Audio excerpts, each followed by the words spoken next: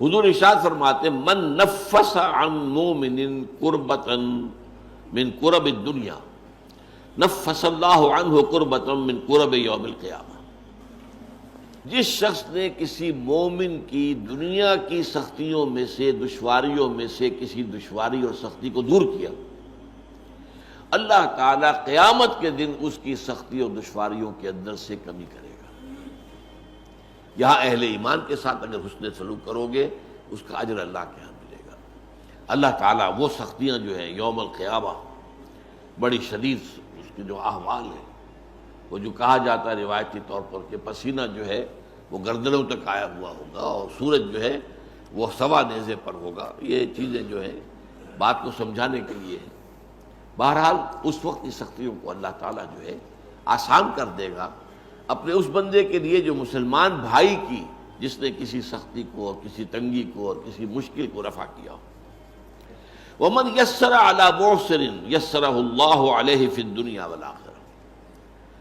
اور جس نے آسانی پیدا کی کسی ایسے شخص پر، کسی ایسے مسلمان پر جو کسی مشکل میں ہے، تنگی میں ہے، مصیبت میں ہے، تنگ دستی بھی ہو سکتی ہے، تو اگر آپ کے اختیار میں ہے کہ آپ اس کی اس جو ہے تکلیف کے اندر آپ کمی کر سکیں اور اس کے لیے آسانی کا راستہ پیدا کر دیں، یا مثلاً آپ نے کسی کو قرض دیا تھا اور قرض کی ادائیگی کا وقت آ گیا، اس نے کہا تھا 2 سال کے بعد میں دے دوں گا واپس، اب اس کی پوزیشن نہیں ہے، وہ کسی ایسی حالت کے اندر ہے کہ ادا نہیں کر سکتا، تو اب آپ آسانی کریں، یہ نہ ہو کہ اس کے سر پر سوار ہو جائے،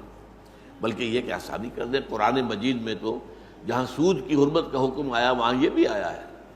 وَإِن تَعْفُوا خَيْرٌ لَكُمْ، دیکھو اگر ایک تو یہ کہ تمہارا مقروض جو ہے اگر نہیں دے سکتا تو اس کے لیے مہلت بڑھا دو، کوئی حرج نہیں، اور اگر معافی کر دو تو یہ سب سے بہتر ہے۔ آخر تمہارا مسلمان بھائی ہے، اس نے تم سے قرض لیا تھا، اور قرض ظاہر بات ہے آدمی دیتا ہے اپنی اضافی جو دولت ہے، جو بھی اس کے پاس بچت ہے اسی میں سے دے گا، اور وہ جو ہے اس کے بارے میں تو یہاں تک فرمایا سورہ بقرہ میں کہ یسألونک ماذا ينفقون قل العفو،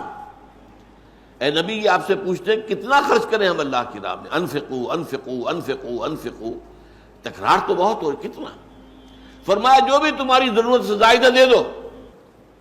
لیکن یہ روحانی تقاضا ہے، یہ قانونی تقاضا نہیں ہے۔ قانونی تقاضا بعض لوگوں نے اس کو قانونی بنا دیا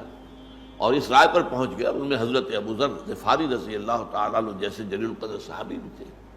کہ کوئی سونا چاندی اپنے پاس رکھنا مطلقاً حرام ہے، نہیں، یہ ان کے اندر چونکہ انتہائی زہد تھا تو اس کا یہ مظاہرہ ہوا، لیکن یہ ہے کہ یہ ہے آپ نے جو کوئی دولت آپ کے پاس تھی آپ نے اس میں زکوٰۃ ادا کر دی، باقی آپ کا ہے، آپ اپنے پاس رکھ سکتے ہیں، اور وہ آپ کی اولاد کو منتقل ہو سکتا ہے۔ وراثت کا قانون آخر کب کیسے لاگو ہوگا؟ اگر اپنے پاس کچھ رکھنا ہی نہیں ہے تو وراثت کس کی ہوگی؟